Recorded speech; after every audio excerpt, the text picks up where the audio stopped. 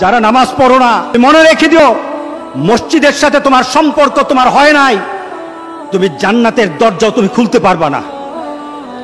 তুমি এখনো বেনামাজি, এখনো সকালবেলা তুমি ঘুমাও, এখনো তুমি আল্লাহকে ভুলে আছো, এখনো তোমার কাছে তওবার কথা তোমার চিন্তাতে আসে নাই। তুমি অনেক কিছু হতে পারো, তুমি মুসলমানের কাতারে থাকবা না। তুমি অনেক কিছু হতে পারো, তুমি ইসলামের কাতারে থাকবা না। আমার মাবুদ আমাদের প্রতি রাগ করে আছে, আমাদের মাবুদ আমাদের প্রতি রাগ করে আছে। আমাদের মাবুদকে আমাদেরকে সন্তুষ্ট করতে হবে, সন্তুষ্ট করতে হবে। যিনি গজব দিয়েছেন উনি আমাদেরকে বাঁচাবেন। আমরা আমাদের মাবুদকে রাজি করতে হবে। আমরা তওবার মাধ্যমে আল্লাহকে রাজি করতে আর চেষ্টা হব। গোটা পৃথিবীর মুসলমান, আর সময় নাই, আর সময় নাই।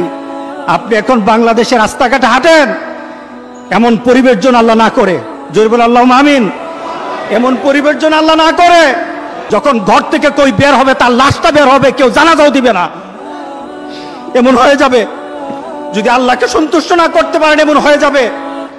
সুতরাং আমরা আল্লাহর কাছে প্রাণ বলে আজকে কাঁদি। আল্লাহু আল্লাহু আল্লাহ।